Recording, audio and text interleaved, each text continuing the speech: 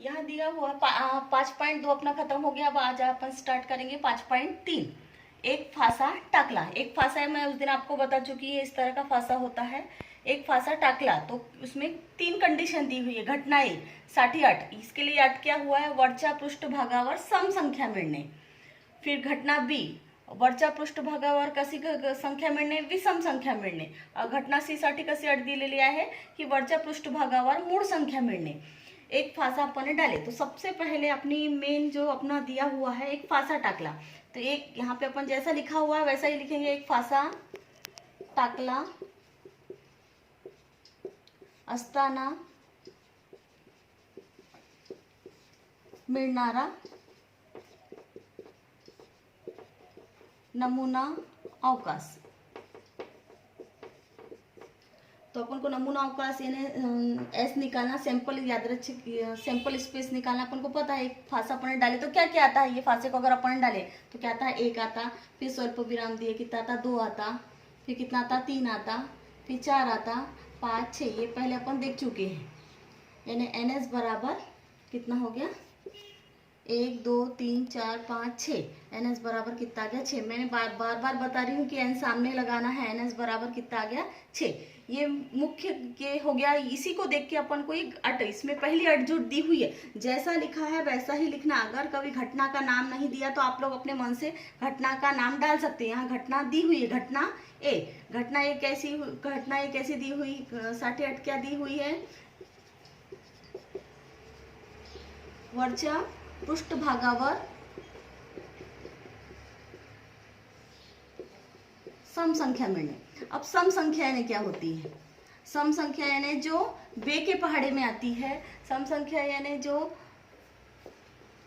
बे के पहाड़े में आती है, बे के पहाड़े में और 1 2 4 6 इस तरह 20 तक के हो गए। और जिस संख्या के लास्ट में 0 2 4 6 और 8 होता है, 0 होगा कोई भी संख्या, जैसे 3 लिए, लेकिन उसके लास्ट में क्या होना चाहिए, 0 होना चाहिए, 2 होना चाहिए, 4 6 8, वो क्या होती है, सम संख्या, बे के पहाड़े में आती है। तो इसमें अब यहाँ पे देखना है, यहाँ अभी अपन को इसमें से ही देखना है कि वरच्या पृष्ठभाग सम संख्या। अब सम संख्या कौन सी है, ये है बे का पढ़ा, बे का बे दूनी 4, बे त्री 6, यानी कितना हो गया 1 2 3। यानी अब इसको एस नहीं दिखेंगे, ये ए है तो सामने एन लगा है, और किसको गिनना है, ए को गिनना है, तो एन ए कितना हो गया 1 2 3, ये एन ए निकल गया।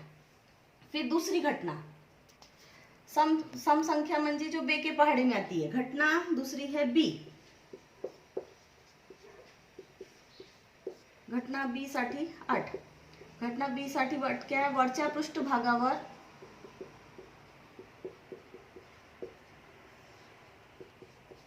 विषम संख्या मिलने।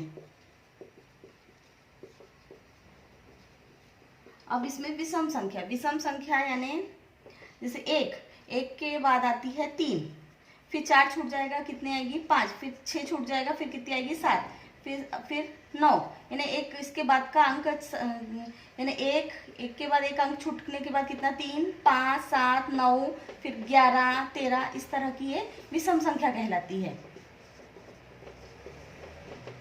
अब इसमें विषम संख्या देखना है, तो पहली विषम संख्या अपन को सब कुछ एस में से देखना है। तो विषम संख्या पहली कौन सी है, 1। ये बी दिया है घटना का नाम, इसलिए यहाँ बी लिखेंगे। पहली विषम संख्या कौन सी, 1, फिर स्वल्प विराम देंगे, फिर कौन सी है 3,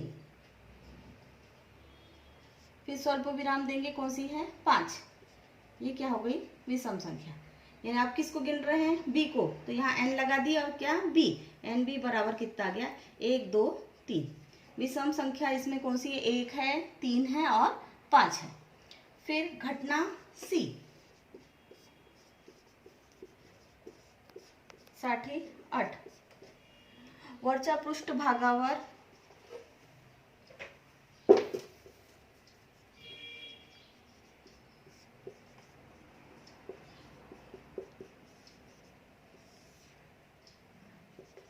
मूळ संख्या मिळणे,